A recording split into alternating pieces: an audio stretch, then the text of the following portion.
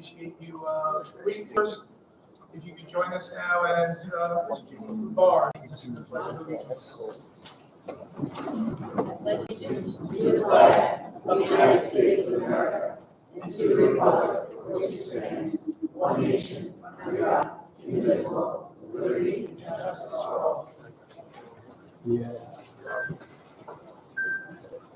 So that brings us to our budget presentation.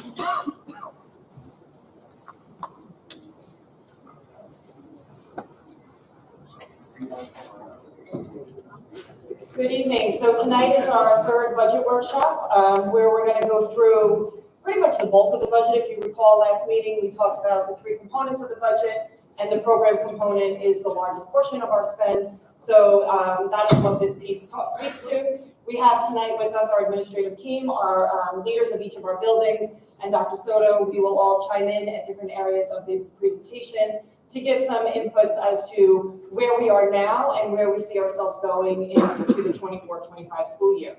So we're going to do a little recap of 23-24. We'll talk about the proposal for 24-25. We'll talk about our summer programming that we've been offering and will continue to offer for this coming summer, as well as give an update as where we stand with revenues and expenditures for the 24-25 budget as we are nearing towards the end of budget season. Mr. Ritchie? Good evening. So just to talk a little bit about some of the great things that have been going on at Clayton Huey this year, and actually some of these are still kind of to come as well. We had our K-5 Envisions math program rollout.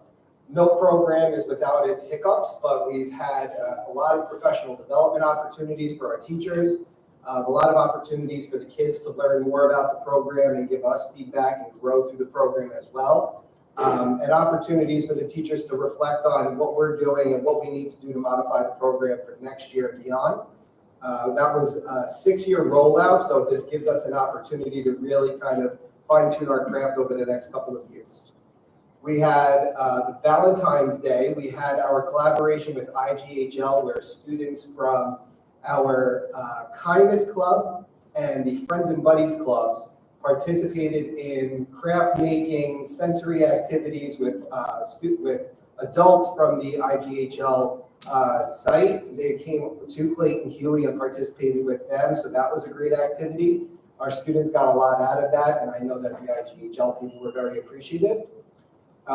We will be having our first upcoming trip with the Unkachug Nation is helping us to sponsor a trip to the Queens Museum, where the students are going to learn about Native American heritage and all sorts of things that we can tie back into our curriculum as well.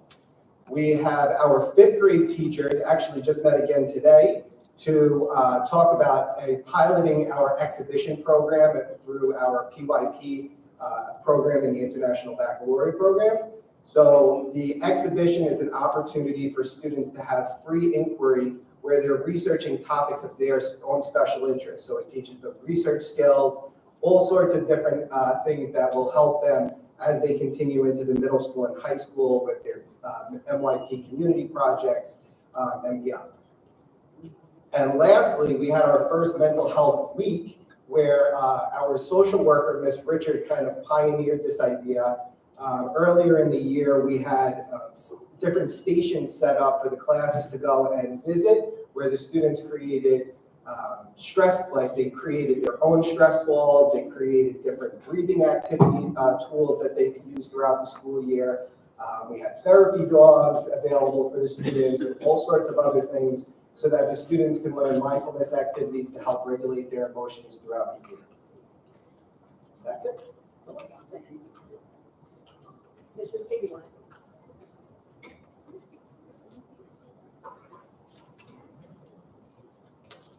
Good evening. This year at the middle school, we hosted Sources of Strength. This was a training opportunity for our 7th and 8th graders to learn about mental health and suicide prevention. These 7th and 8th graders are going to do some collaborative work with our 6th graders. Also, we had a team of about 10 teachers trained in Sources of Strength. We were awarded the opportunity to bring in this program through the Brian Patrick O'Shea Foundation. So we were very happy to bring that in for the first time this year.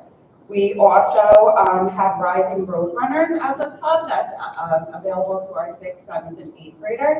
Mr. Slistine hosts this club. In this club, they're promoting wellness and social connections through activities such as running, relay races, sports, and other PE games. We hosted our first annual spelling bee, which was very fun. We had a student that was coming into us from 5th grade this year, and he was our inspiration behind the spelling bee. He actually won and was promoted then to a regional competition, so that was very exciting as well.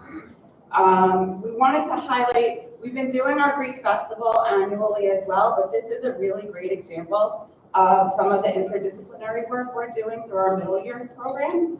So this is exciting, and it's kind of refining our teachers' opportunity to work together in our teams and focus on different themes in each grade level. Right now, our 7th grade English teacher is collaborating with our design department. So hopefully that's a project that we can promote soon and put out. And then lastly, Dr. Reggio and I met with our 6th graders. We invited them in and we called it Pizza with the Principal.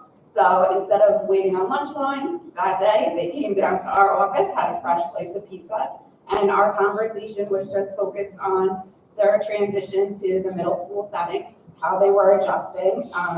It was a great conversation, sharing their experiences. We learned from them, they learned from us. It helped break any barriers that they may feel coming to the office for the first time. So that's it. Mrs. Warner?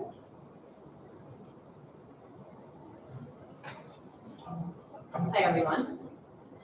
So we have really great students and staff at the high school, so I'm happy to highlight them. The first point of pride is the college and career readiness. So we have seen an increase in the passing rate for the ELI regions.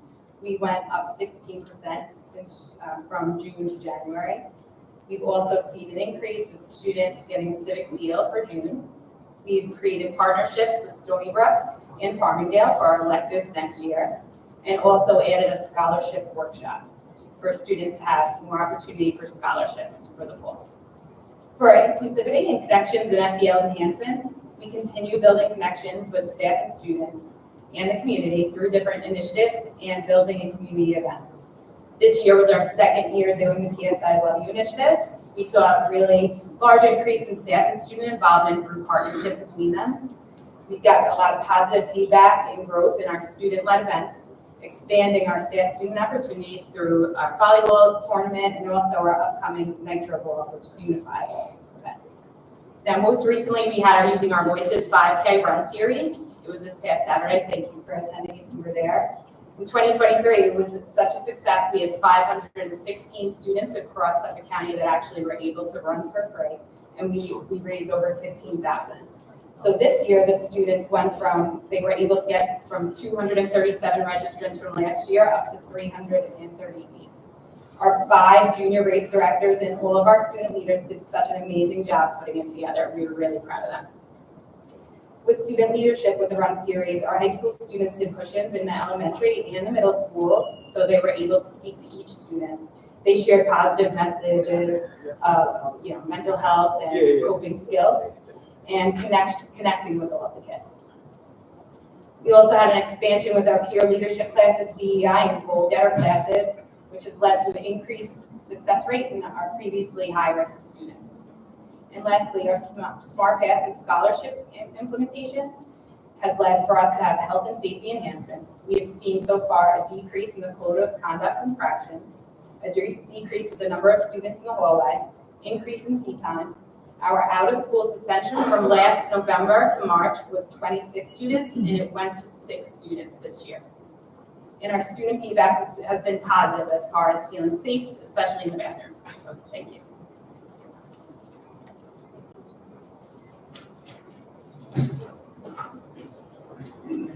Good evening, everyone. Thank you, Mr. Blockland. We've heard quite a few amazing things that have been happening across our district from all of our building leaders. I thank the building leaders as well as our teachers, our staff, and our community for supporting some of the efforts that we have. I'm going to summarize this paragraph that we have here.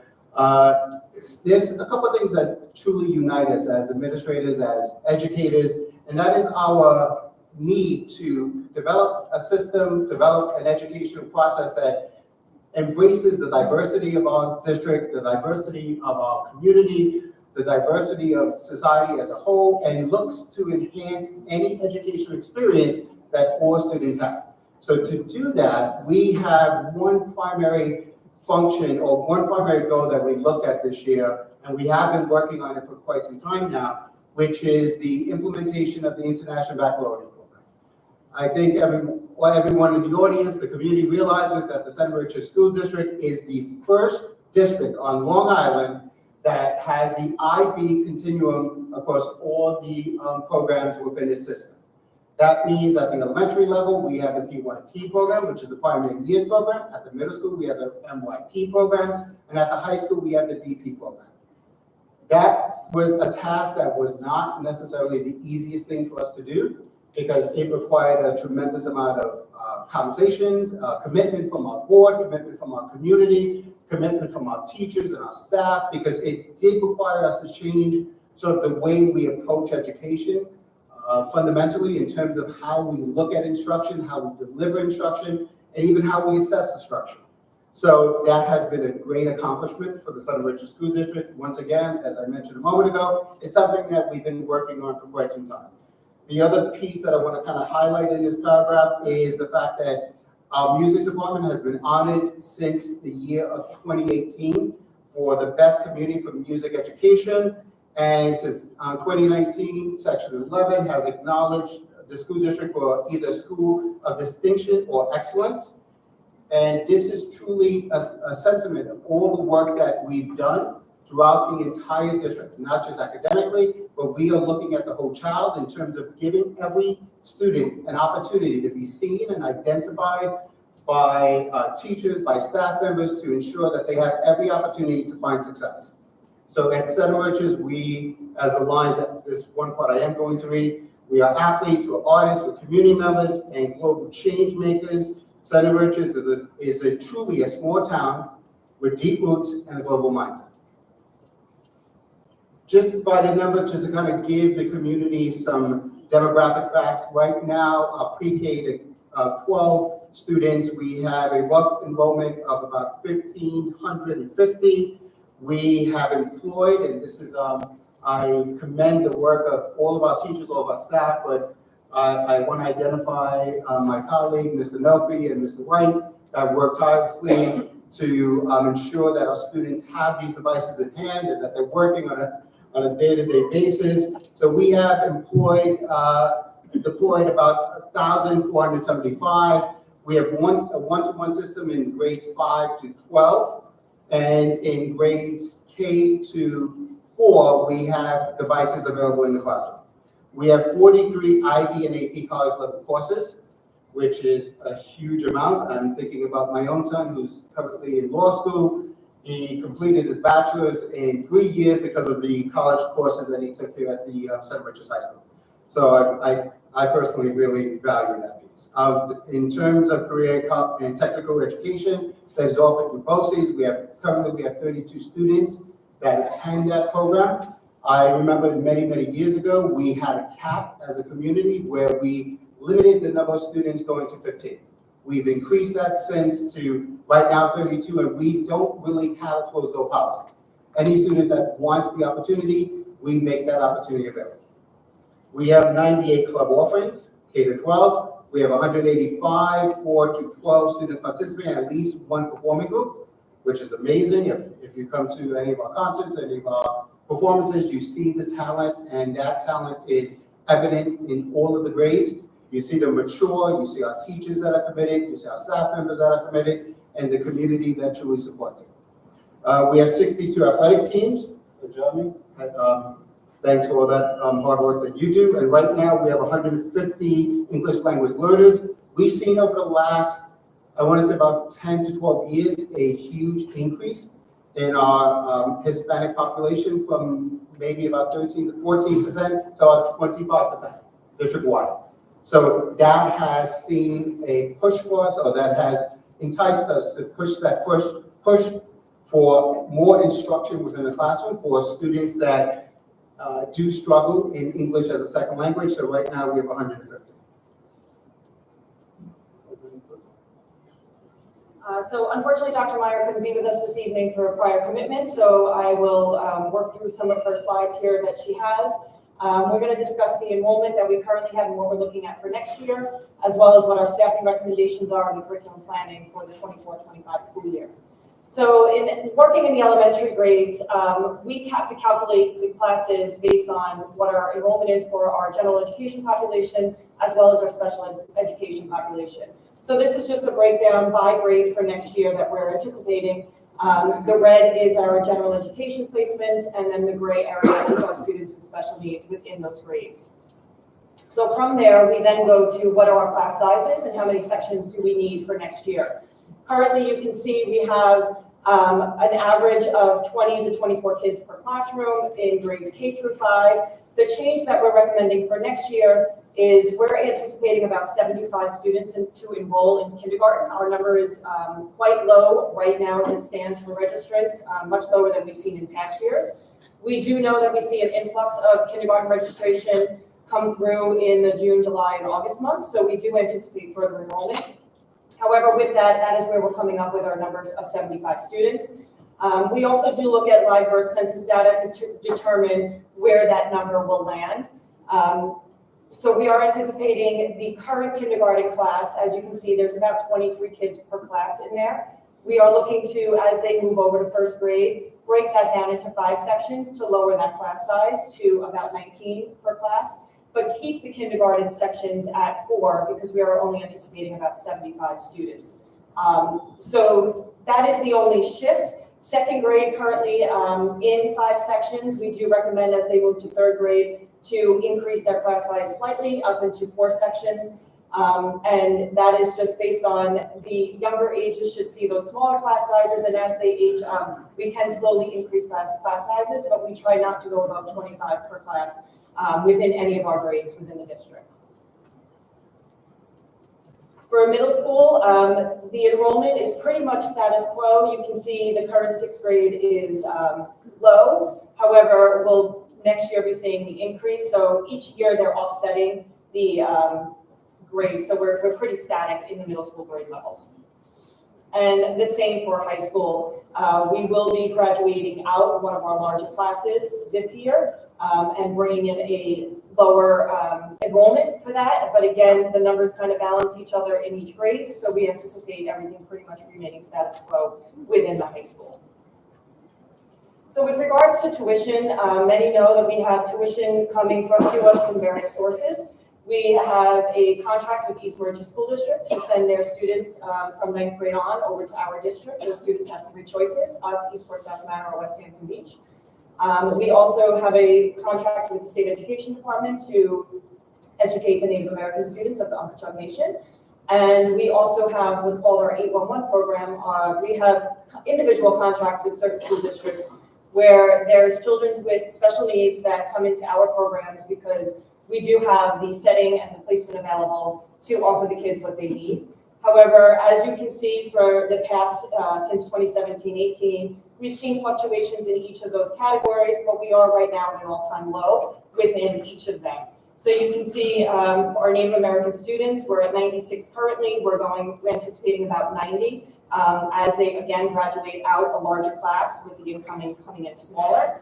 Our East Merchant tuition, again, graduating out our largest cohort of East Merchant students.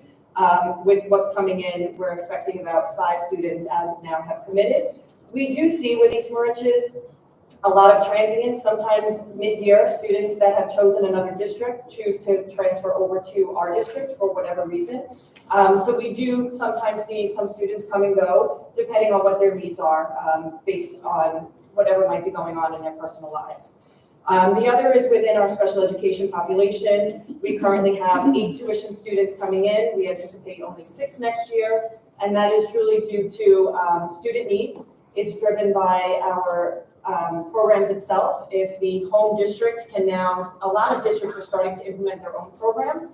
And with that, they're bringing their kids back into their home district, which parents would love to have their students stay and not have to stay on a bus for an hour of time, as well as we have students that are just simply aging out of the program. As that is happening though, we do have our own students that are taking up some spots in there. So instead of us sending our students out to a BOCES program or to another district for servicing, we're able to do it in-house. So as we are seeing that come out, it kind of becomes a cost neutral, because if we were to tuition those students out, we're now just keeping them in our own programs in our home district and keeping them within their own community. So our staffing for next year, our projection is pretty status quo. You do see the percentages there, and the dollars are the salary amounts for our teaching staff. And the increases that are shown, we received COVID funds starting in 2020, and there were 2 buckets. We'll get into that in a little later slide. But with that, we did fund a lot of our staffing. So we had a lot of mental health staff. We had reading specialists. Those grants were focused on mental health and learning loss. So we did implement staff. But through our fiscal planning over the past few years, we have been rolling those staff into the general fund, knowing that that funding was going to come to an end at the end of, in September of 2024. So we've been planning for this. We have slowly rolled staff in through those grants into our budget. And that is why you're starting to see, you'll see that increase, a significant increase in 23-24, and then a further increase in 24-25. Not only is there contractual increases built in, but the staffing have got to be 100% pulled into the budget. So what we also have in the budget is Our Lady Queen of Apostles. We staff them for any medical necessities. They're nurses and employees of San Rocha School District, psychologists, speech teachers, social workers. Those services all come from this district. And they have requested an additional mental health staff professional to help with the same effects that we're seeing of our students, they're seeing of their students. So they have asked for a part-time mental health staff professional, and we are looking at that as an opportunity to maybe even service our kids a little bit more and make that a full-time mental health staff professional, part-time over at OLQA and part-time here in our district to continue to service our kids with needs. In return, we do receive funds back. So all students that go to OLQA or Leonard Lee Burkett come from all different districts, from all over Long Island. And as a result, we bill out for those health services. So for those positions I just mentioned, we take what their costs are, we divide it by the total population of the San Rocha School District as well as the private schools, and then we come up with a cost per pupil for those services. We then bill the home districts. So we bill William Floyd, Eastport, South Manor, Riverhead, Longwood, whoever has children that are attending in those private schools, they pay us what is called a health services fee in order to maintain those services for OLQA. So there's no out-of-pocket costs to the district. The taxpayers are not paying for that. So it really becomes a cost-neutral item for OLQA's request to the district. The other position is an additional Native American liaison with a mental health background.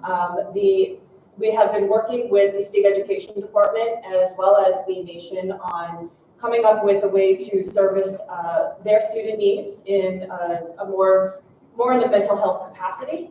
And with that, we have secured funding through the state through what's called a supplemental grant that we received for the Native American contract, as well as a grant through the Office of Mental Health Services to fund that position. So again, no impact on taxpayers. They're grant-funded positions. However, they are rolled into the budget and will increase our staffing. The other is we do budget for a contingent teacher. So as I mentioned previously, for Clayton Huey, where in kindergarten we're anticipating only 75 students. Should we see enrollment of 90 or 100 students, we know we'll have to add another section. So we do budget for the need of that section to potentially be opened over the summer months as we see enrollment increase. Within regards to program and curricular, within the area of technology, as Dr. Soto said before, we do have many one-to-one devices for the students and staff as well. Those students that are in the upper grades and have had those devices for a few years, we do have to start replacing. They do only have a short lifespan. So we are budgeting to do a replacement. There is a technology plan that we have in existence that rolls these out. We also have smart boards that are starting to fail and need replacement. And then we are, our elementary teachers do not have laptops to take home with them. So we are looking to purchase them laptops. Our secondary campus staff do have their laptops. So we're looking to get our elementary staff to have their own laptops for next year as well. This is all done through a BOCES lease. So our BOCES, we contract with them and they purchase all of the devices for us and then we pay for it over the course of 5 years. So we lease these items from BOCES. And then at the end of those 5 years, the devices get turned back over to BOCES and we replenish based on their lifespan. Some items, there is one lease, we do this every year, and as a lease expires, you just take on a new one, so it kind of becomes a cost-neutral effect to the budget. And again, these are aidable items then as a result of doing that lease. So purchasing those items through BOCES drives aid in the following year for us. Within the area of athletics, we are looking to replace uniforms. We are slowly replacing out all of our uniforms to be very similar to each other. I would say to be uniform with each other, but kind of a play on words. Our football and lacrosse helmets, what we do with those is they get sent out for reconditioning each year, and we're starting to see a lot more fail. So, and it's that they would, if they fail, we have to buy new. As we're seeing more and more of that, we're needing more and more helmets to be replaced. So we are budgeting to do a bigger, heavier lift in the replacement area, and that is solely just on safety for our students.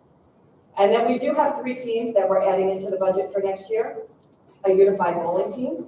We currently have unified basketball in place, and bowling would be added next year. Boys swimming, currently we only have girls swimming, so we do have an athlete coming to us to do boys swimming. Of that, it's just a supervisor. Those children, because we don't have a pool, they do swim elsewhere and practice, but when they go to meets under Section 11 rules, there has to be a supervisor from the district, so we do pay a staff member to be the supervisor for that program.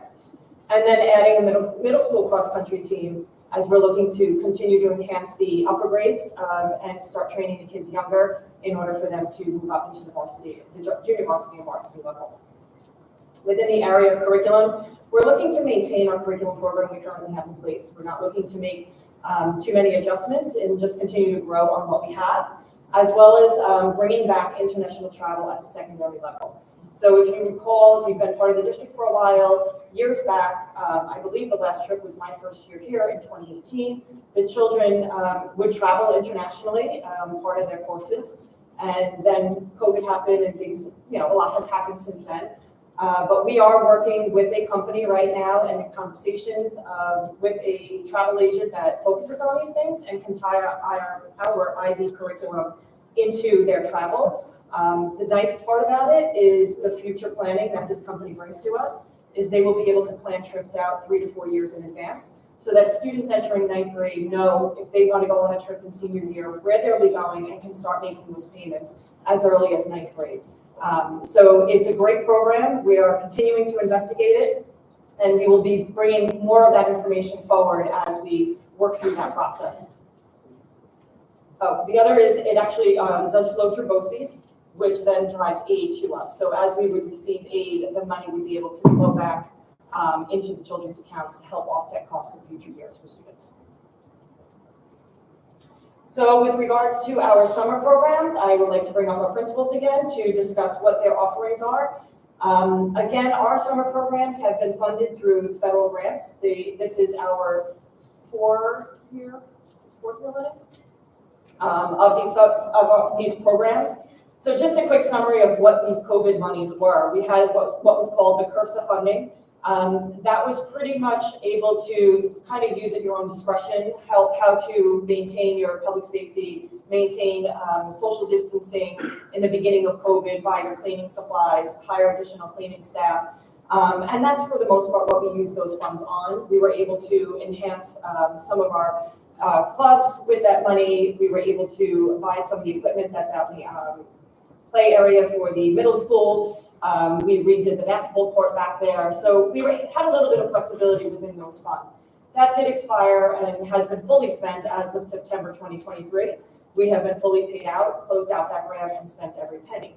The other one is called the American Rescue Plan, and you can see there's 4 categories there. There were strict guidelines on how to spend this money. You had to follow one of these 4. The bottom being that was kind of an open-ended funding source, not too many limitations on it. But the first one was the learning loss grant, just over $650,000. And with that, we hired our learning specialists, one in elementary as well as one in middle school, and a reading teacher in the elementary level. All of their salary and benefits were fully funded through this grant. But as I mentioned previously, through our fiscal planning, we've been rolling those positions and their benefits into the general fund. So we don't see what you may be hearing in the papers now of the Riverheads and the Amityvilles that are letting go a lot of staff because they hired a lot of staff with this grant funding. And now that the grant funding is gone, they can't support those positions, especially with the cut in state aid that we've been provided with at this point in time. So we have been prudent in our planning with the fiscal, trying to remain fiscally stable as we work through these grants, and rolling those positions into our general fund budget so that we can maintain the position. The other program is the summer program, which our principals will speak to a little bit further. We're continuing what we've been doing as well as continue to enhance those programs. The American Rescue Plan after school program is just that, anything we were doing after school to enhance, to get children involved. How do we re-engage them after COVID from learning from home, and how do we get them back into the building, involved in clubs? So we did support our additional after school clubs. High school had offered a lot of tutoring sessions for Regents exams, IB exams, to make sure we can get all those children back on track from where they were pre-COVID. As well as we had started offering this year what's called an alternative high school.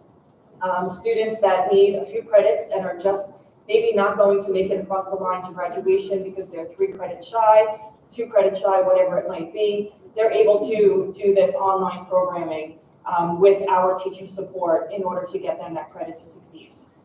We've been running it now. We are in our 2nd session, if I'm not mistaken.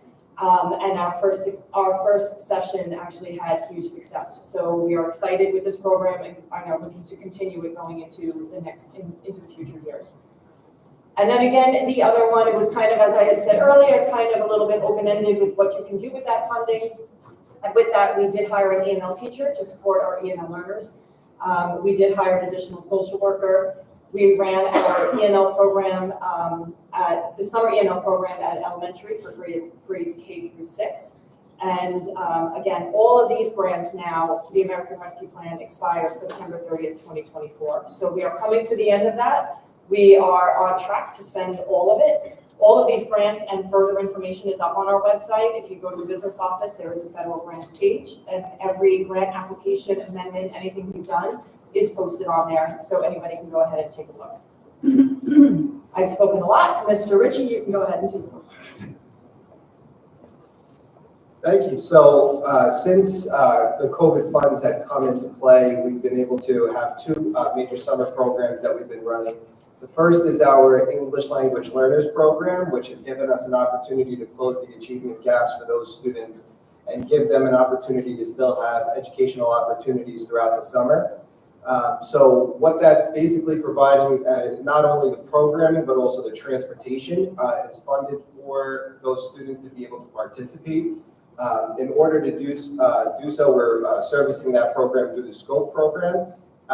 While it's serviced through the SCOPE program, it does have both of these programs do have several of our Clayton Huey teachers that actually participate in running the programs over the summer too, which is great that SCOPE was willing to partner with us and actually bring our own people who our students know into the programs. That program is going to be continuing this year with transportation support as well to make sure that those students are offered the opportunities to be able to continue in the program. And additionally, we have our enrichment program, which again is going to be running this year. The pricing is changing for that, so there is information on the Clayton Huey website about the changes to that programming, but with the price changes, there's come some flexibility in the offerings and opportunities for students. So you may not need to participate in the entirety of the program, but you can pick and choose a little bit more, specifically with the programs that you're interested in participating in. Again, run through SCOPE. There is no transportation for that program, but we've seen great numbers since the beginning of running the program with the kids, and they've had a lot of enjoyment in the summer programs with them. So we're looking forward to that continuing. So middle school does run a little bit differently, and I'll ask Mrs. Fabian to speak about the programs that they are offering over at the middle school, grades 6 through 8. So this summer, we have a couple of different programs running. We have a science program. This is going to be a 4-week program offered again to our students entering 6th grade through 8th grade. Mr. Turner is going to be offering this, and they're going to focus on different topics in science, such as microscopic life and designs, and have a lot of different fun hands-on activities. Our art program is going to come back again this summer. Here, the students will be working with Mrs. DeMeo. This was a high-demand program last summer. Our art club is also highly attended, so a lot of students, if your students are involved in our art club, would love to attend our art summer program. We're going to have math enrichment this summer, 12 sessions. We're excited to offer this. Mrs. McDermott's going to be working with any students entering 6th grade and our 7th graders just to refine math skills over the summer. And then lastly, we're going to have our skills for success. Ms. Muse is going to be offering this summer, and basically our students are going to be just learning the academic strategies and basic skills that they can have to help them have academic and social success in the middle school. And all of these programs offered at the middle school are free of charge. It is funded through these grants that I mentioned previously. Mrs. Wong? Okay, in efforts to keep all our kids connected over the summer, we have music, which is a 4-week program for grades 6 through 12. The college boot camp, which seniors will get a head start on their college application process. Our IB week, which will have our current IB students working with those entering in the fall. Strength and conditioning, giving student athletes opportunity to work hard during their off season. Our goal getters, also academic, personal, and physical goals that they all work towards during summer. In our Regents prep, so 3 weeks prior to the August Regents exams, we will offer a review. And again, the high school program offering is at no charge to the students, funded through the American Rescue Plan grants. So, yes. So the only group that is not getting the fully funded summer programs are the K through 5. Yes, and that's due to the way the tuition ran and the budget we've spent in the prior years. Our first year, high school ran just Regents Prep. They didn't run many programs, but we did run a lower cost scope program at the elementary buildings, kind of shifting the budget around between the buildings, where now the high school, after that first year, the first year was a quick turnaround. They told us in May we had to do summer programs. So in that quick turnaround, which is why we contracted with Scope, it was hard, try to figure out what the students needed. So over time now we have learned what are the requests of the students, what are the needs of the students up at the secondary campus. So what funds we had used at the elementary year in year 1, we're now have to balance that out so that we can offer the same at the secondary level. Last year, the SCOPE program was partially funded. Parents did pay a little bit more than they did in the prior year. So we've been phasing it in for the cost for parents for SCOPE. So year 1, they paid maybe $100 or something like that for the enrichment program. Last year, we did increase that cost as the funding was shifting. And now this year, we are almost fully spent with our funds, so we can't offset that cost. Is there anything that we can do to offset the cost so that, everything gets equal opportunity to stay in some programs? We would have to put it in the general fund budget, which at this point, I don't think we have room for it in the budget, but it's something as we're finalizing the budget and refining it in the next couple weeks, we can have a conversation about that. So with that, we'll get into where we are with the budget. We are coming to the close. We adopt on April 17th. So just to recap our revenue, which was discussed in our first session back in January. Our maximum allowable levy that is 2.47%. That is what we are legally allowed to go to. It's not piercing the cap. 2% is not 2%. There's a calculation that goes with that. So we are recommending to go to that 2.47 to fund the budget. Our state aid that we're using right now does reflect the governor's proposal, which is a reduction in state aid. It's just under a $300,000 reduction to our state aid. That was not anticipated. We are, as we mentioned previously, seeing a decrease in tuition payments for our special education program.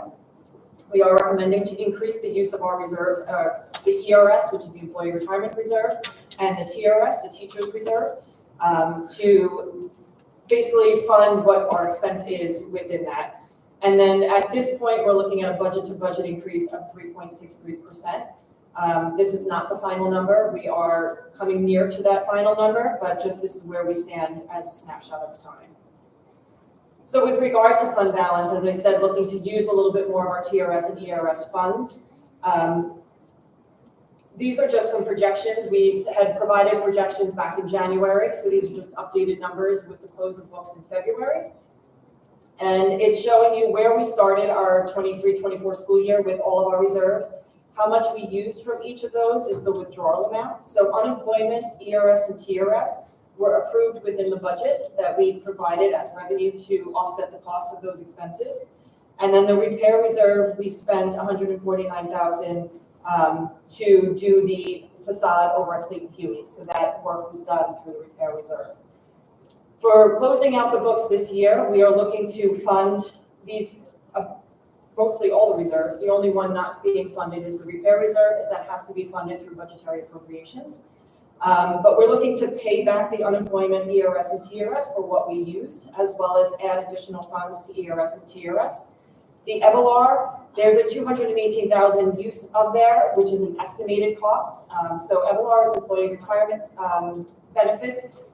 As individuals retire from the district, as per their collective bargaining agreements, they get paid out their sick time. So with that, we have this reserve set to help us offset that cost. We anticipate a potential payment of about $218,000 based on the retirements we know at this point in time. So we are looking to pay ourselves back. So we try to keep that fund pretty status. Every year, whatever we use, we put back at the end of the year with available funds. The key ones to focus on, though, is the capital reserve. That was established 2 years ago by the voters by proposition. And we established that to have a maximum funding level over a certain amount of time. In order to use that reserve, if you recall, the voters do have to approve us to spend that reserve. So they had to approve the start of the reserve. The board authorizes what we put into the reserve, and then the voters authorize us spending it on a specific project. Capital reserve use for any projects that we do within the buildings is aidable. So our 78% aid ratio would apply to any projects that we do within the building with that money. The repair reserve, however, is not an aidable any aidable projects. It's just simply that, doing repairs to the district. So replacement is not repair. So the front facade, we had to just repair a portion of that facade due to crumbling of the brick, which is why we're able to use the repair reserve for that. So it's just important to note those two distinct differences. And we are looking at just under $2 million for the capital reserve at the end of close of fiscal year 23-24. So we are at a point of an unbalanced budget. Again, snapshot in time, we still have a few weeks to go before we have to close this budget gap. But we're about $675,000 short in revenues as it goes towards our expenditures. Some unknowns right now is final state aid numbers, as well as our final special education placements for both in-house, our students that may require programming outside of district, or any other students that may come in district. So that is being finalized over the next few weeks, so we can lock those numbers in and determine where our final budget will land. So with that, we've been working on various budget scenarios. Dr. Sarah and I have been working with the information we're receiving from our organizations, as well as relationships with our state representatives. 3 different scenarios. The first one shows what the governor is proposing, which is a cut in state aid, which results in that $676,000 shortfall in revenue. And that is just basically rolling over our budget, contractual increases that we have with our collective bargaining units, as well as with our vendors and service providers that we need within the district. The second scenario takes into account basically what we're hearing from the Assembly and the Senate, that they are rejecting the governor's proposal and not cutting state aid. So that says we get the $283,000 back that she had in her proposal to be cut, which leaves us just under $400,000 left to balance the budget. Or the third scenario, which is really a best case scenario, is that we get not only that 283,000, but the Assembly and Senate are also proposing a minimal increase to all school districts in state aid. They're proposing 3%. However, we're anticipating it landing at around 2%, as that's what it's been in the past years. So with that, we would see about $600,000 in additional state aid, which leaves us into about a $75,000 budget cuts, which essentially closes our budget cap and does not affect anything else going forward. As I said, that's best case scenario. We won't know this information for quite some time, so why we have these three pieces, and we're working under three budgets and three assumptions. So where do we go from here? How do we close this budget gap? The state budget's due April 1st. We're not anticipating it to be on time, and that's simply because of the way the holiday falls, and they will be in recess. April 1st is Easter Monday, so they are closed for that day. Both, as I said before, both houses propose an increase. They also are looking to remove the save harmless piece that she said will no longer take place, as well as she decreased the inflation factor, so they're looking to reinstate the regular inflation factor or a higher number than what average she used in the proposal. And again, they're recommending a 3% increase, but we're anticipating potential 2%. Teacher retirement is due April 1st to the district, so we, at this point, if you've looked at the agenda, we have received quite a few teacher retirements. But again, we don't know of any others, so that could have a significant impact on budget. As you replace a senior teacher with an incoming teacher on a lower step, you do start to see savings within the budget. And then the other is we just continue to refine our budget lines. We are looking at the budget on a daily basis. We're working as a team, all of district office, as well as with the principals and with Mr. Thode in athletics, to really kind of hone in that budget to make sure all the lines are accurate and the programs that we have and we contract with are what we need.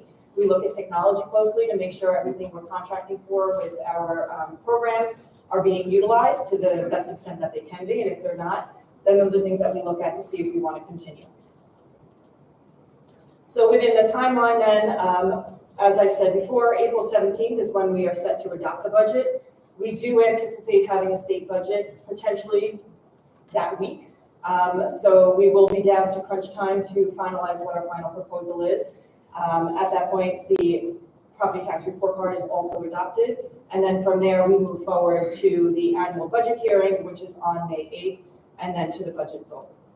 Just a keynote, the vote is on May 21st. We are changing the location of the vote. It will be held here in this building at the library. It will no longer be held at Clayton Huey in the gym. And mainly because when we hold it at Clayton Huey, we interrupt program at Clayton Huey immensely. We shut that whole gym down for the entire building. K-5 cannot hold their PE classes.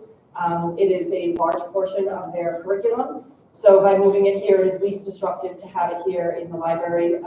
The entrance is right there. Nobody has to cut through the building. There's better parking, better accessibility than what we have over at Clayton Huey. So please note that a mailer will be going out shortly. A postcard mailer will be going out within the next 2 weeks to remind the community of this. It will be in the budget newsletter. We will be putting out on social media. We will, in every which way we can. Please inform your neighbors if they're not here and not seeing it, that the location has changed for the budget vote to the high school library for this year. Times remain the same, 7 a.m. to 9 p.m., and absentee ballots will be available in the district clerk office as well. Questions from the board? So on the next meeting, hopefully we'll have some clarity on the budget and exactly how much we have to cut. But you can come to us with an annual items if we have X amount of dollars that we need to fill, things that we might consider. Yes, so we've kind of been developing what that list looks like, and as I said, it's our goal is to maintain curriculum and maintain program and maintain staff. So we're looking at technology type softwares, what contracts do we have in place that are being utilized at the least, so that we don't impact the program and make sure we keep everything intact for the students. Thank you.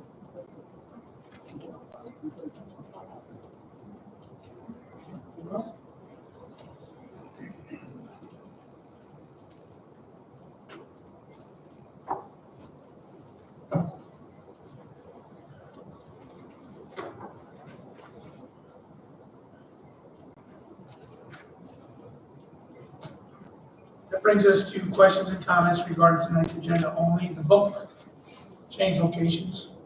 So there will be an opportunity at the end of the meeting to speak on anything. If you could just sign in, but this is about just tonight's agenda only. Okay. Recommended action that upon the recommendation of the superintendent of schools, the Board of Education accepts the following results of the March 19, 2024 bond proposition vote. Results failed. Motion? Motion. Second? Discussion?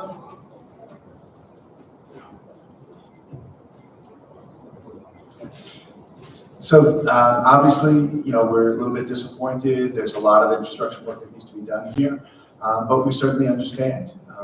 These are difficult times. People are stressed in the community. We've seen clearly the high inflation rates. I mean, you only have to go to the supermarket to see what things cost today as they compared to what they did 3 years ago, and with inflation rates upwards of 7% and a very high tax rate as it is, we certainly understand that any new debt to a community is difficult to accept. So we accept that. We accept what our community has said, but we're going to have to really reflect, and I can assure the community this Board of Education is very highly reflective, and we'll be trying to look for a plan for how we're going to address the infrastructure needs that we certainly have here in our school.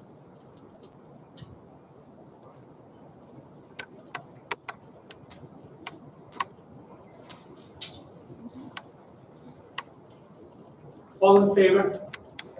Yes. Motion carried unanimously. Be it resolved, the motion to approve the consent agenda, items 9A through 11A. Motion? Motion. Second? Discussion?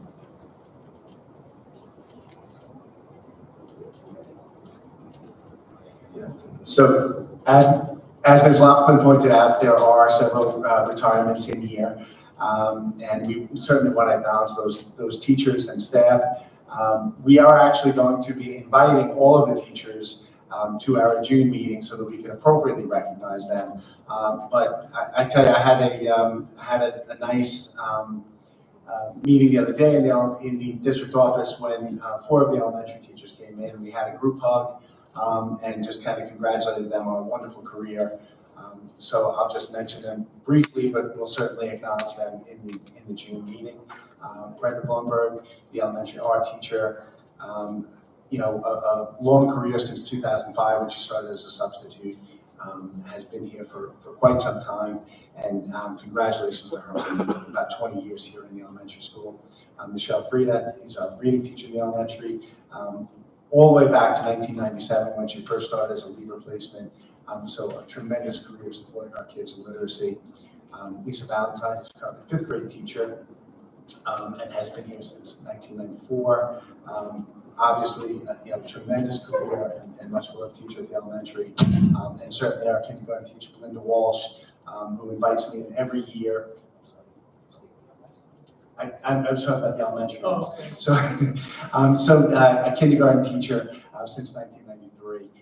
Again, they came in, a lot of excitement talking about what they were going to do on the first day of school next year. But we had a group hug and congratulated them on a wonderful career. So we'll certainly miss them, the elementary school. We'll certainly feel the loss of some really dedicated educators. Also, we have a high school teacher, John Melandro. John, everybody that I've ever talked to has always held John in the highest regard as a social studies teacher. Hired back in 1997, originally as a leave replacement. So a tremendous career. I see John there. Without my glasses, I'm not sure if any of the other teachers were here. But congratulations to John. Oh, and Ms. Valentine is back. Okay. What's that? Oh, they all are. Okay. I have to put them on. Oh, there they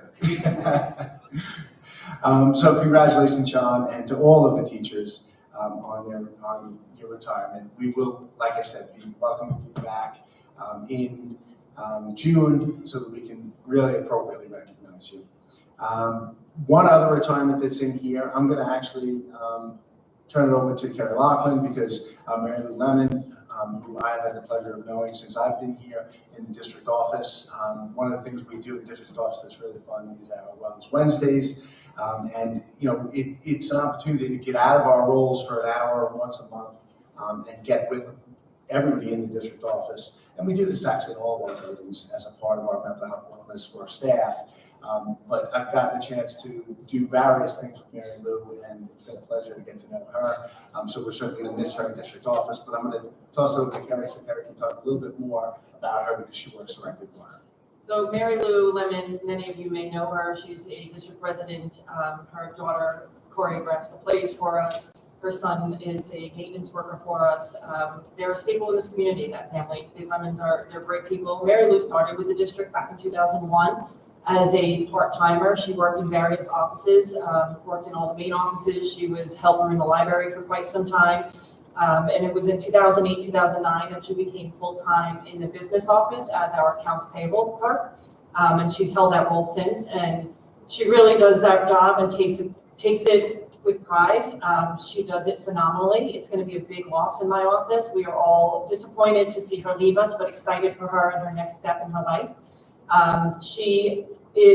I've been in many districts and have either done AP myself at one point in my career and have been overseeing it for many years. We never have any findings with our claims audits. So we have a claims auditor come every 2 weeks when Mary Lou cuts all her checks for all our vendor payments.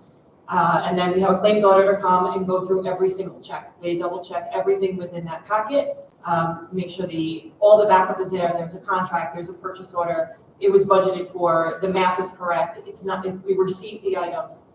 With Mary Lou's due diligence on that job, she has never been written up for anything in those packets, which is just simply amazing. I never have to worry about accounts payable because I know she's doing her diligence. She will nag everybody in this district to get a receiving copy to sign off on before she makes a payment. She wants to make sure that those items are received in district property before we go and pay a vendor that we shouldn't maybe have paid. So she will sorely be missed in my office. She is we've all gotten to know, you do work in that role as business professionals. But when we do Wellness Wednesday, it gives us that opportunity to see other sides of our personalities and to come through. And when Mary Lou can step out from behind her desk, it's a different side of her that we get to see. She's much more relaxed. She's quite funny. And we do enjoy, her company, and sometimes that we've been able to hang out outside the office. She really is a pleasure to be around. So we will miss her greatly. Her last day will be the end of April, and it will be hard to replace her and fill her shoes within my office. But we do wish her the best of luck as she moves on in her life and her next steps.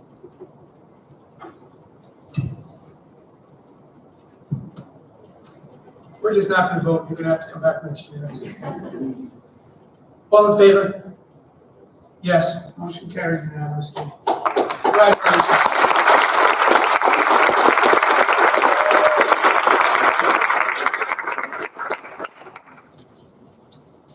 That brings us to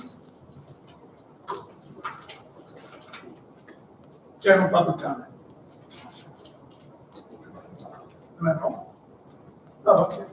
General public comment. Members of the public who desire to address or question the board on any topic related to board work are welcome to do so at this time.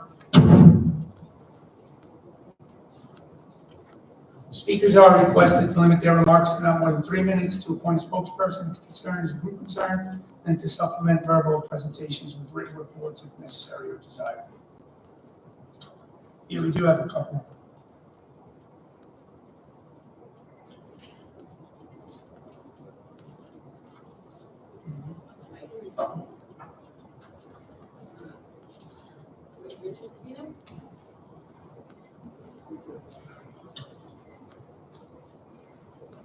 My name is Richard Savino. I was here last meeting, and really want to find out what is the status with this,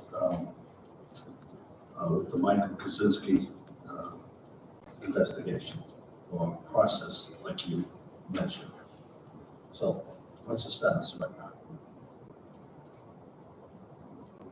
Can't comment on anything that may or may not be ongoing personnel. It may or may not be ongoing. What does that mean? can't comment on anything related to personnel. The board's not going to comment on anything related to any specific personnel.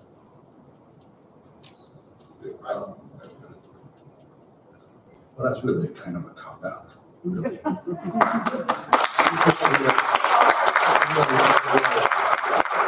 Okay, I mean, we all know why we're here. It's really kind of a joke. I All right, I don't really know. But I would like to give the board members a little synopsis of what is really going on. Okay? You put yourself in Michael's shoes and see how you would feel. Here's a man who's been summoned to his superior's office, superintendent, and for a meeting. At that meeting, he's told that there is an ongoing audit, and there's some discrepancy on some timesheets, whatever. And with that being said, he said, you are relieved now of your extracurricular duties, along with your teaching duties. And with that, you are escorted out by security, like a criminal, off of the school property, and told you cannot even go to your office to seek out your personal items, and that you cannot step on school property. I personally would not. I don't have a severe problem with that. But I think all this time has spent, what, 5-6 months now? These investigations is really kind of a cover-up. And I believe you are the one that's involved with that. It started with you, and it's all as personal vendetta against Michael. And I really believe that in my heart. Okay, like I said last time, I'm here 50 years. Unfortunately, my brother passed away. He was here longer than me, but his family's here, all of us there. So we have ties to this. Right now, the now families between my brother, myself, my sister, okay, we have 9 grandchildren that are in the school system. So there's a personal tie here. And at this point in time, I find it hard to believe that subsequently with all this process that we have now, Michael, a couple of weeks ago, 2 individuals from the audit or investigators, whoever they were, summoned him to school and asked him questions, but no documentation. They asked him questions. He has counsel with him. They asked him questions about specific times and stuff. But I don't know about you, but I used to have extremely good memory. But I can't remember what I would do 4 months ago on a specific date at a specific time. And that's how the investigation is being conducted. And his legal counsel said, no, get up and walk out. And that's what he did. I personally would not stand for this. This is absurd. It's absurdity what this is. How would you feel like that? This man is not a felon. He's not a criminal. He's not a sex offender. But I wonder how come you have the right to tell him he cannot come on public property. I've spoken to a few people about this. Now, what did he do that is so criminal that he is banned from school property? You are accusing this man, defaming his reputation for what? That's the problem. And I personally, if he wants to go with a legal restitution on this, I'm all for it, because I think this is absurd. The defamation of his character is not right. And the longer this progresses, it's going to get worse. And I'll be here at every meeting to tell you the same thing. It just is resolved. And I truly believe that in your heart, your board members know what I'm talking about.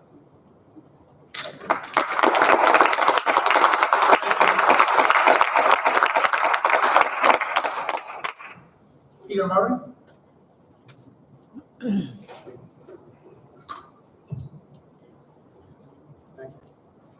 I'm also here to speak on behalf of Mr. Kaczynski. Again, as Dr. Savino said, I will be here at every meeting also until this is resolved. My question resolves a little bit around a double standard that I've become aware of. There is somebody up here that's been accused, the school has been sued, and Dr. Massara and Dr. Meyer have been sued for harming one of the students in the school. They've been accused of that, okay? So why are they allowed to continue in their roles, and Mr. Kaczynski, who's never been accused of harming a student, is not allowed to continue in his role?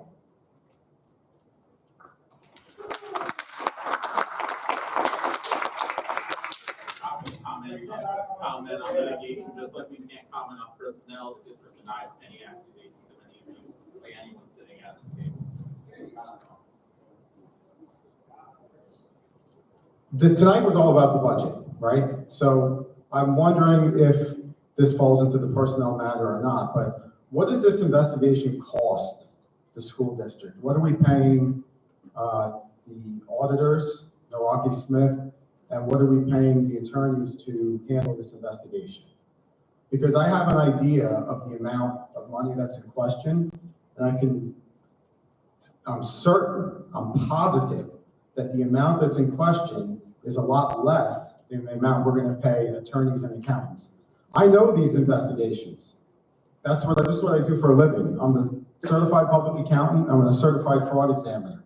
I know these investigations are expensive and they're timely, and they take up a lot of resources, not just monetarily, but your time. I'm sure Dr. Massara is spending time on this investigation that he could otherwise be spending on some curriculums, right? So do we know what this investigation is costing us?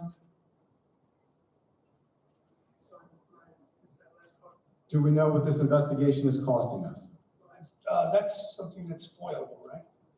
Yeah, so you can put a FOIL request. I have, yes.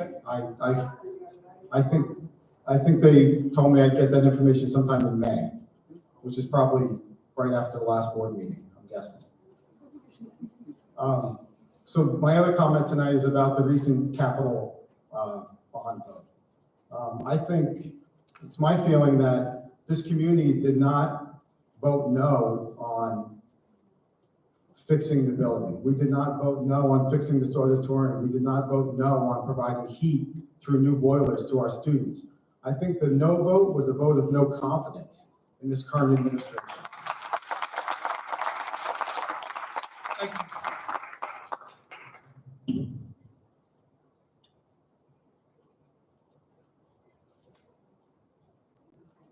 That's all we have in the book.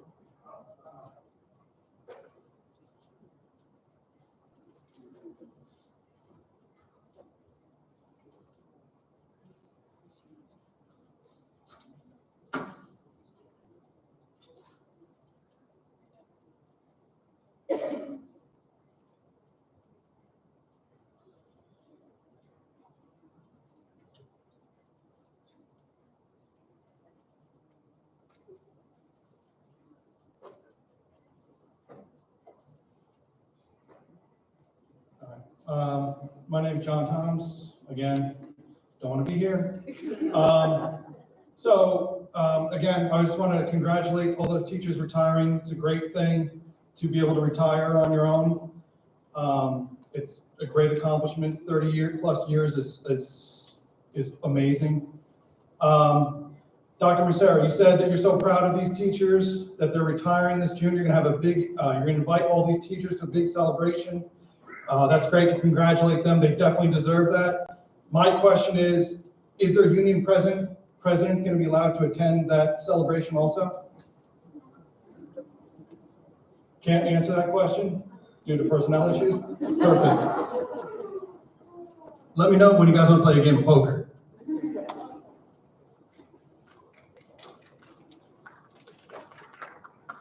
Hi, Senior Tori, spoke last meeting as well. You're speaking of retirees and budget and trying to maintain staffing and programs. But on the general elementary class size page, when I did the calculations, there's 26 teachers currently enrolled, kindergarten through 5th grade, but it looks like in 24, 25, over 25 teachers. So you're actually cutting a position. The one position lost is through attrition. Right, so By you're the teachers retiring. retiring. Right, so, but you're still not replacing. Correct. Okay, and what And about that's the due to the decrease in enrollment. right, but you also condense class sizes as well. So it's not necessarily just kindergarten. Because from second to third, you went from 5 to 4 sections. So it's not just the enrollment in kindergarten, you also condense class sizes. Okay, it's not just the enrollment in kindergarten. Okay, what about for reading, the reading teacher? Will you be hiring a reading teacher? Okay, so you're just not hiring another staff member, and you're also then condensing class sizes. But you're trying to maintain programs? The larger class sizes, maintaining staff and programs at the same time? Okay, I just want to make sure that I'm understanding. Okay, so what we're looking at is maintaining the smaller class size in the primary grades, Correct. and then keeping class size below 25 in the upper elementary, so 3, 4, 5. So there's consistency. If you look at that slide, we can go back to it. K through 2, there's consistency under 20, and 3 through 5, there's consistency about similar class sizes across the board, 3 through 5. Right, for 23. But I'm just focusing on the fact that you just said you're trying to maintain staffing, you're not hiring another staff member. Okay, just want to make sure that's clear for everyone. Thank you.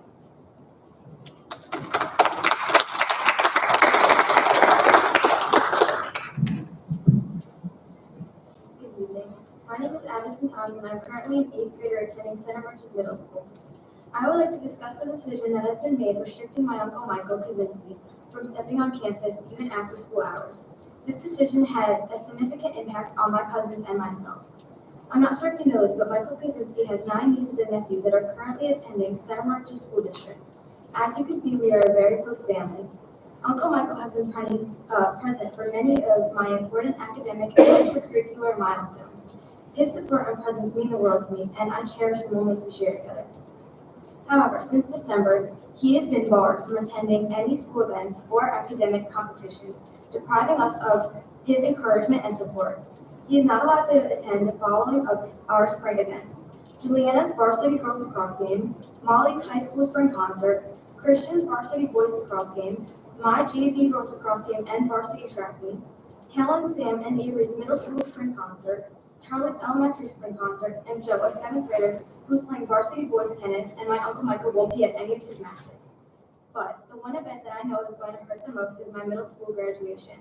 My biggest disappointment when that day comes is looking into the audience and not seeing my Uncle Michael's smiling face. I urge you to reconsider the decision denying my Uncle Michael access on this campus. His presence positively impacts not just our family, but our entire school community. Allowing him to attend school events and support us during our academic and extracurricular activities will mean the world to me and many others. Thank you for taking the time to listen to me and my concerns. I sincerely hope you can find a resolution that allows my Uncle Michael to be a part of our school community once again.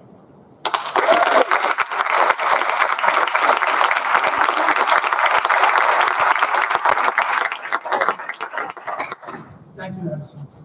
Hello, my name is Jeff Forster. I just want to ask, now that the bond was voted down, are we gonna fix anything in the school using this year's budget? So we're talking about the budget, we're going over things we're gonna keep, programs and teachers and stuff. Well, now we have to fix things. So we have to make some hard decisions. And I'm hoping that some of those line items that were on the past budget that just got voted down, I hope they are addressed. I know we have to make some real tough decisions, but if they gotta get fixed, they gotta get fixed. So I hope that you're considering doing that. Thank you.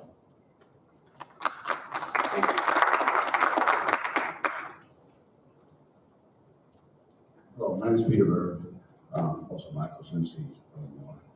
But my concern is the house on Main Street. Is it where that you guys purchased? What's the story of that house?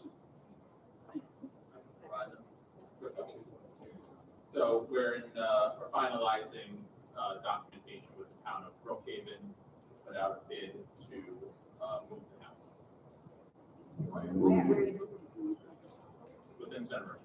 Okay.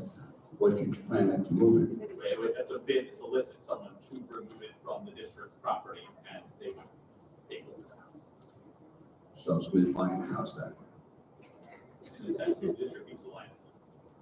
Yeah, somebody's buying a house then. So whether you want to sell the house and take the money for the deficit, put it towards the deficit they have. You have $600,000 deficit, and you can't meet your budget.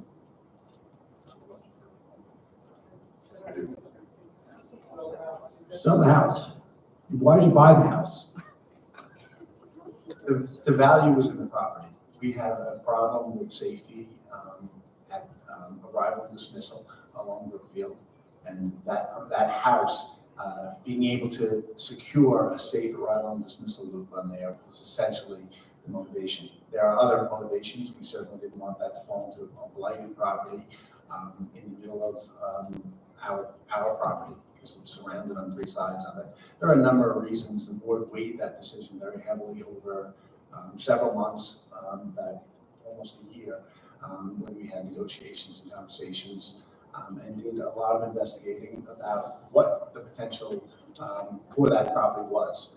We brought experts down from all over, from New York State Education Department, from Syracuse area, to come down and actually do tours of the house to see if it had any educational value. And we decided that we could not use it for anything educational. And that was a decision that the board at the time had made. But securing the property so that we could improve our own facilities and not allow it to fall, like I said, into kind of a blighted property was a concern. So my question is, so you're selling the house then, right? Someone's got to pay it, buying it, and moving. I'm sorry. Somebody's buying the house, right? Were you putting bid? It's gonna be a bid. It's gonna be a public bid that anyone will be able to bid on to move the house and purchase the house. So, okay. The cost of the purchase is offset by the cost. And the problem with it also was that the Historic District Advisory Committee did not want the house to be torn down. Demolition was the initial thought of the house because, again, it didn't have value.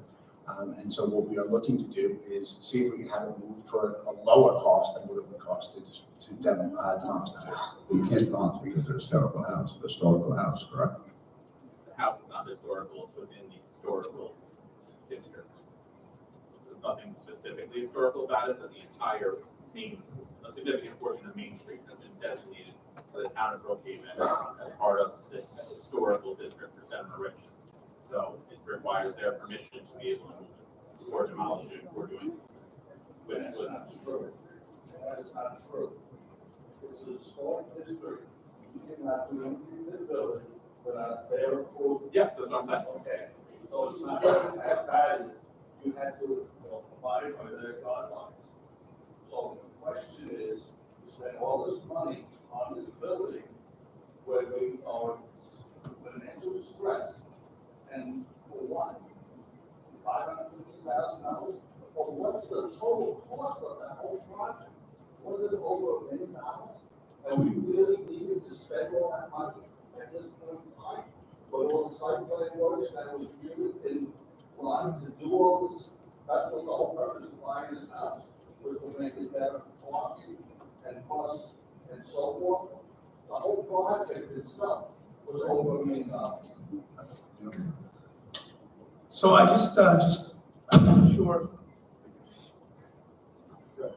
not sure if you're aware, but the Board of Ed, we recommended the purchase of the house, and then it went out to a vote to the community.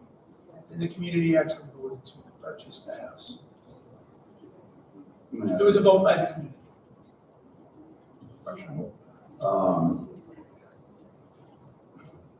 Okay. So it's $1 million parking lot you guys basically bought. Well, Yeah. the hope is to increase safety for students. And How long has that house been there? Sorry? How long has that house been there?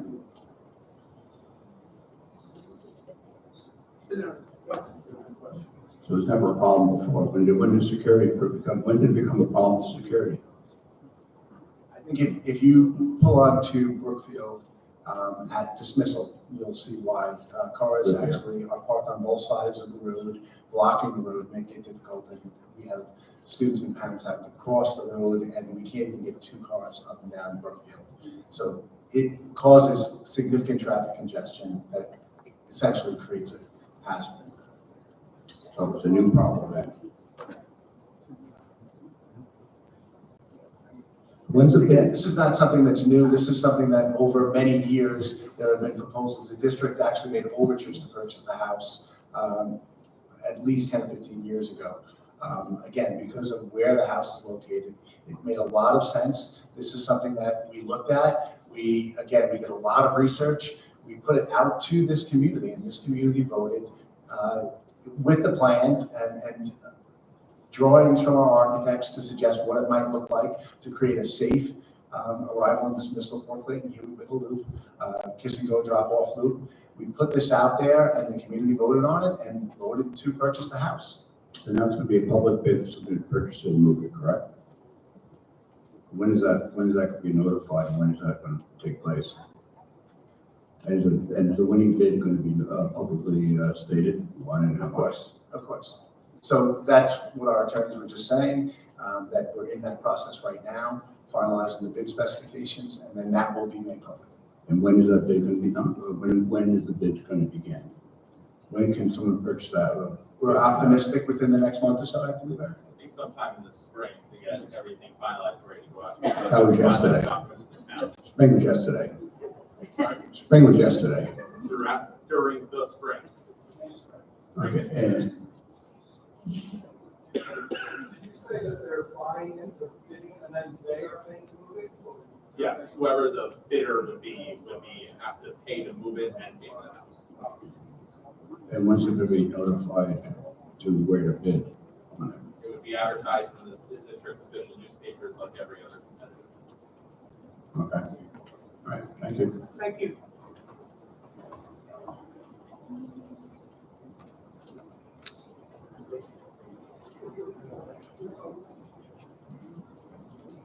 I'm going to say this as clear as I can. Our silence is everything. It's awkward. You have people coming up here. Our moral compass is off. And for some odd reason, we're not moving forward as a district and we're not healing. I've lived in districts for 20 years. Lived this stuff as a union rep. I've lived this stuff as an educator.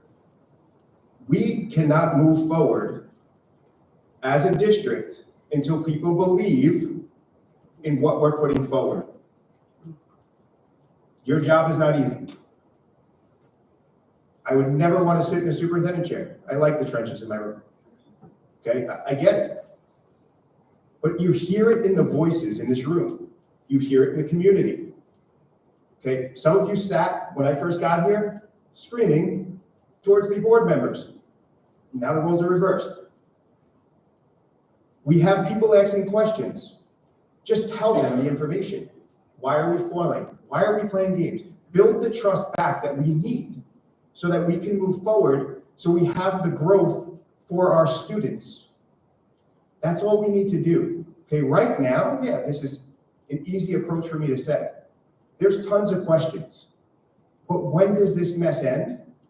So that we can move forward, heal the district, get through what we need to get through so that we can do the best we can for students, so we're not constantly having these conversations, so that we can actually gain some rhythm. Okay, I sit here, I don't really want to talk. Okay, I'd actually prefer to sit there and take it in and hear people get the answers that they deserve, because this is where they live. Nobody wants to be accused of anything. But what are we doing? A house comes up. Guys, this question's been coming up for how long now? Are we trying to move in silence? Just be honest. Tell them this is our goal.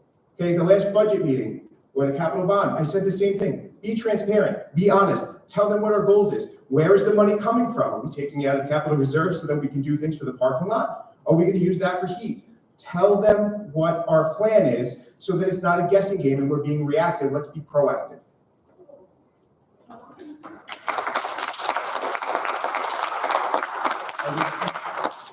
There have been presentations made on all of these things, in particular the house front. So you could go back to our site for that, and you can see all those presentations. There has been much transparency with regard to that. I watched those board meetings. I went back and I actually have it in my notes on how long you guys talked about it.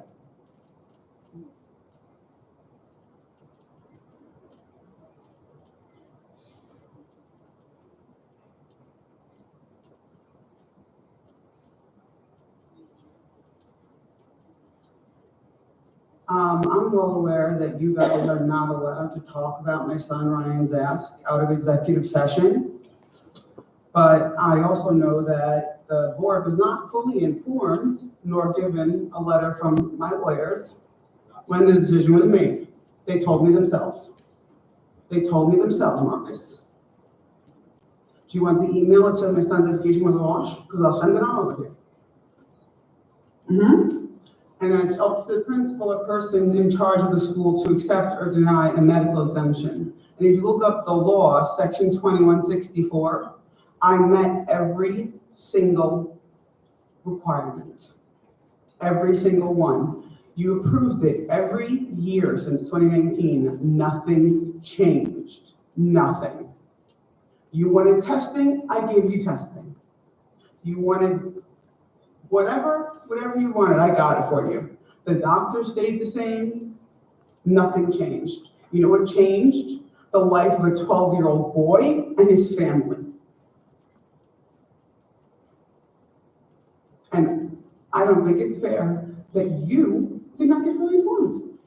And that's the bottom line. I was stood here and I was told, I never got that letter. How could I forget it? You were standing right there when they said it.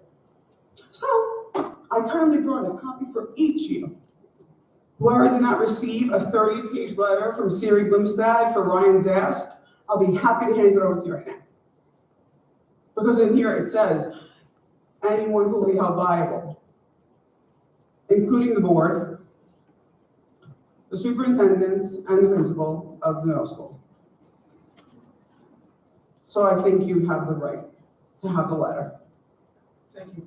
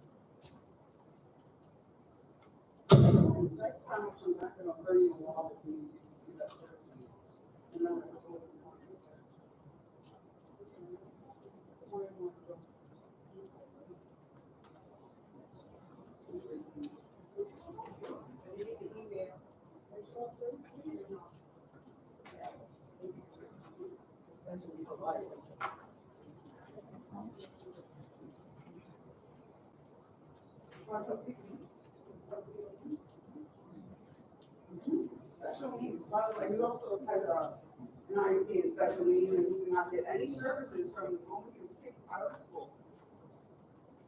He came here the other day, I dropped his sister off, and stomped his feet, and said, that's my school, and I should be allowed to go there. And he's right. There's a lot. He's not wrong. I adore him when he comes here. I adore him will not come to this building because of what happened with her brother. I am forced to homeschool my children. It was not a choice. And I can't just move. My husband's a fireman in New York City. I cannot just move. My name is Rachel Davey. I'm an alum of Center Merchants High School. I take great pride in being alum here. However, as a parent, children in the district, I'm extremely concerned, as many of the community are. I think the board heavily feels that, or at least I hope so.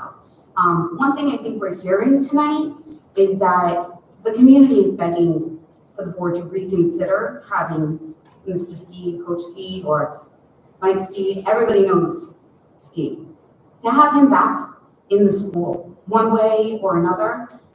Has the board considered or voted on bringing Mr. Ski back? Mr. Kaczynski?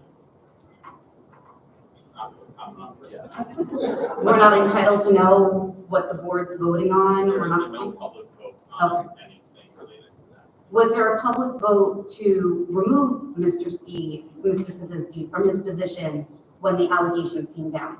I will tell you, in speaking in generalities, is the superintendent of schools under education law section 1711 is permitted to reassign personnel at home. It does not require board action. And does that have to be ratified by the board? It does not. Has the board ratified that decision? There's been no public votes.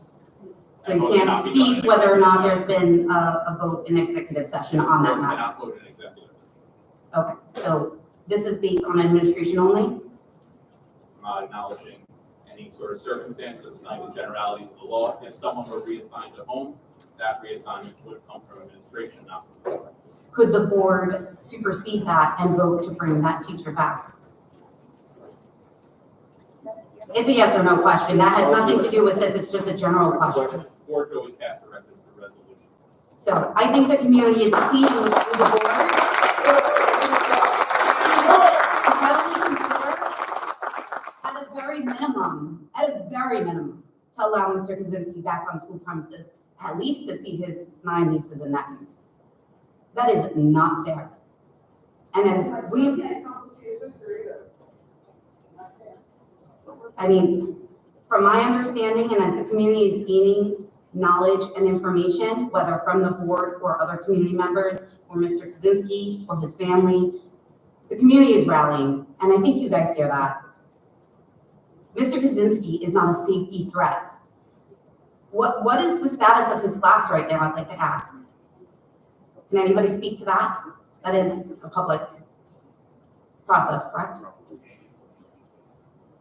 We have qualified substitute teachers. There was one substitute teacher that was appointed to his class, correct? One consistent, I should say, substitute. Well, he has multiple classes. Did he have one consistent, could you elaborate on how that was structured? We have our Center Merchant staff covering those classes. I understand the staff is covering those classes now, but I'm talking about in September through somewhat recently, was there one substitute teacher to cover his classes, or 2 substitute teachers? It's always been existing staff. Nobody was brought in? Okay. And how long was that substitute teacher put in place for those students to have some consistency? Approximate is okay. Okay, so she left on her own volition. Okay, and since the last meeting, or I believe it was maybe 2 meetings ago, you said we're doing the best we can, but I think the board and the administration all heard that those students are suffering tremendously. So what have we done since that meeting to help those students bridge the gaps, since they don't have their teacher? And I've heard from students themselves, they're not learning anything.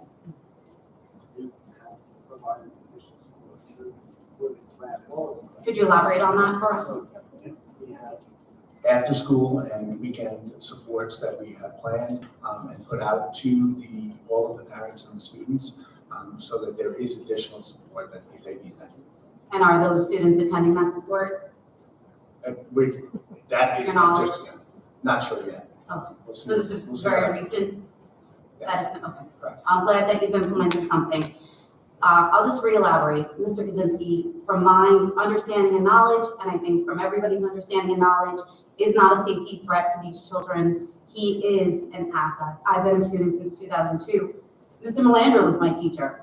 I did not have the privilege of having Kaczynski, but many of my other students, my alums did, and I know he was a student favorite. He made children want to come to school. He made children want to play sports. He made children want to be part of this community instead of outside doing things that they shouldn't be doing. And every time that I step into the school, and I have elementary grade students, but we're here at the high school somewhat often, sporting events. Prior to September, Mr. Kaczynski was literally always here with a smile on his face, always encouraging my children, greeting my children. My children loved coming here. They felt special because Mr. Kaczynski would always know who they were. He knew who everybody was. So if he's not a safety threat, I implore you to vote to bring him back for the benefit of the students of his class and for this community. There's no reason why he should be sitting at home. I mean, it's gone on this long. The fact that we haven't sat down as a board and recognized this thus far is very disappointing. And again, I think as a community, this is our expectation. Thank you.